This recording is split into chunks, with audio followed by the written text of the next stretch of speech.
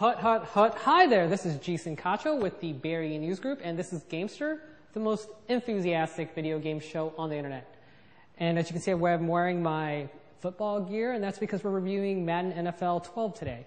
It also marks the unofficial start of the crazy, insane review season. I'm going to be reviewing at least 30 games till December 31st. But we're here to talk about Madden, which is made for every single system and handheld known to man. Specifically today, we'll be talking about the high-definition console version for the PlayStation 3 and Xbox 360. It's developed by EA Tiburon and published by Electronic Arts. Let's get to the bad parts. This year's commentary is actually awful. I mean, it's worse than normal this year. Chris Collinsworth and Gus Johnson get really repetitive. And they also get some calls wrong. For example, I was playing as Antonio Gates, and he caught a touchdown, and they called him a quarterback. What is that? If I hear Sean Phillips being called a late bloomer, I'm seriously going to go outside and stomp on some flowers.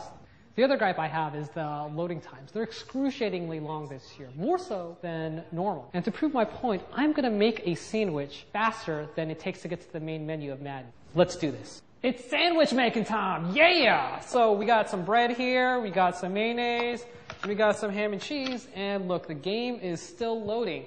And we'll put some mayonnaise right here. Look, it's still loading. And I usually like ham. Put a little cheese there. Still loading. And you know what? Let's make it a double ham sandwich because I like ham so much. And voila. I have made a sandwich before Madden NFL 12 has started. Now I'm going to eat it because I'm starving. Really good. Has it started yet? While I have my complaints, the game does have some improvements, most notably in presentation.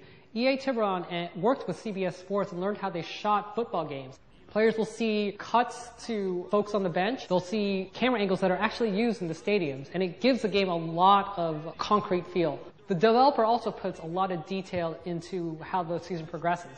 For example, players wear pink during Breast Cancer Awareness Month, and during the season they'll change the field and the logos on the screen to mark Thanksgiving and Christmas. When it comes to gameplay, the major improvement is to the collision system. Now players actually smash into each other when they go in for a tackle. There won't be any sliding into a tackle animation or warping. Point two, the AI defense is a lot smarter, especially when it comes to zone. That means players will have to have smaller windows to throw their passes into, and that means that they'll be throwing a lot more interceptions than normal.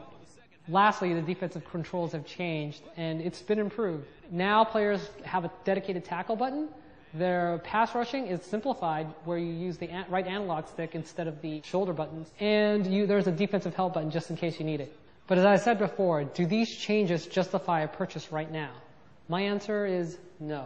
There are too many games coming out, and Madden NFL 12 will probably be cheaper in a week or two.